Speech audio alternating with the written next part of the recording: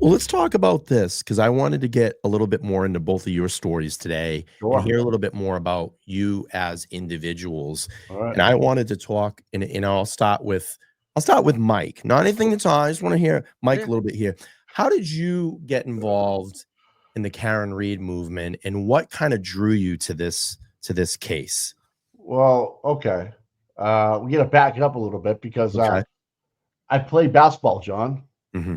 and it's actually Paul, his father, and John. We played at a gym at the Salvation Army in Quincy when I was in my 20s. And John was probably a teenager, 15, 16, in that range. So played for like 7 or 8 years together. And if you play sports, you kind of like just bond on the seat. If you win a game, you Yeah. lose a game, shout, go for beer, whatever. Like Yep. John was a very good basketball player. He played a lot of good defense. His dad was always pushing him to play. And Paul ended up becoming the quarterback at Braintree, so he played occasionally. And then his sister played D1 in Rhode Island. So the basketball has been in that house for a long time. And the dad used to pull me aside because I was in my younger 20s. I could play a little bit better than John and those guys at the time. And he would just tell me, beat on him, beat on him, beat on him, beat on him. And they would show up in his dad's plumber truck and just blue collar guys, Yeah. just want to play ball. John's chippy, Paul's finesse. The dad would shoot outside jumpers. So let's fast forward. Life goes on. I do business with John um, with cars and stuff like that. He ended up purchases a bunch of cars from me. I introduced him to one of his girlfriends that he dated Hmm. for a little while. This is pre-Karen. Yeah. And he was living in Southie. He got on a Boston PD, and he comes in one day and just says, "I got to buy a van or a Blazer or something." I forget what it was. And For the I'm like, kids. yeah. Yeah.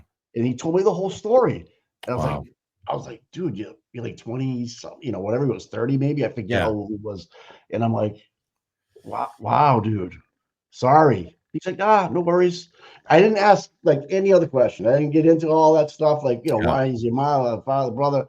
He just that was what I was doing. So when he was dating the girl that I worked with, and she would go hang out with him in Southie, John was single, obviously. He likes to go out. He likes to go out. And she would just tell me funny stories about where they were, what was going on. And then she told me about his partner from Boston Finest. And Wow. she got really upset about that. She told me it wasn't what it was. I'm like, at the time I was so going on with my life, like I didn't put two and two together to make four. So I just like put that aside, and then fast forward again. I'm living in Canton. I married into this town. I had no idea John lived in this town, but my wife works in Cambridge, and she used to scoot down the side road in Milton. She got popped popped twice in 1 week by the state police. So I would just call John, Yeah. and John said, he just laughed at me and called me an idiot and tell your wife to slow down. And so he fixed both tickets for me, Nice. from the state police. I was like, wow, okay, you get juice, dude. But I didn't ask where he was living, what he was doing. It was a really fast phone call. And then all of a sudden the incident happens. Yep. And my wife shows me this article about Turtle Boy. Now, I believe WBZ at the time when they said they'd bring video. I'm like, oh, fuck, Jesus Christ, no Right. way. That's so fucking Remember when they terrible. put that out there? Remember when Dude, they put that out there? They're like, we have yeah. Ring video, and I and then it I was like they were floating around those I'm sorry to cut you off, Mike. They're it's a floating around those rumors that they had video of Karen hitting him. yeah, Like, remember that? I bought it all because it was Yeah. mainstream media, Yep. right? So my wife goes, "Hey, you gotta watch this." It was Turtle Boy. I watch it. Oh boy. So that just set me off.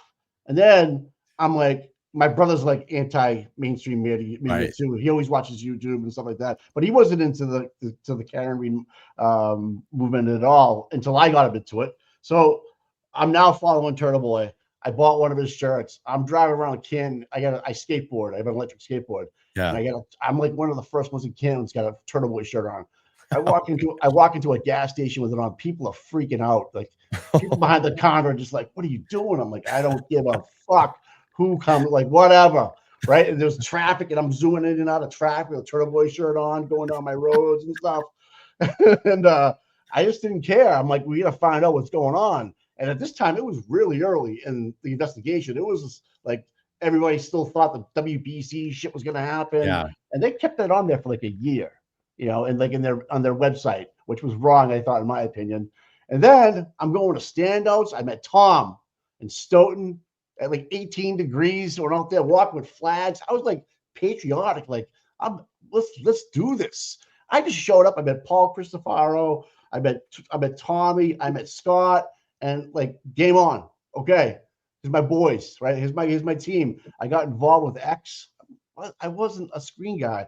Like I worked with computers my whole life. The last thing I wanted to do was get a computer. Honestly, Tom had to go with me to buy this computer. I'm looking at it right now. This whole microphone thing, Tom was with me. I couldn't even do it, right? So all of a sudden, we're still doing standouts. I'm going to Dedham. We're doing all this stuff. I'm at a court date for Aiden, and I think it was the fake victim and what's her face drives by crusty panties. He sticks her hand out the fucking window. And I'm there watching this live. Like, what is going on in this world? And I'm talking to a mother that's with her child and are trying to show them what it's all about, protesting and peacefully protesting. I'm like, this is great. Yeah. This is great. And then Tom goes to me, hey, Mike, you want to come on my show? Yep.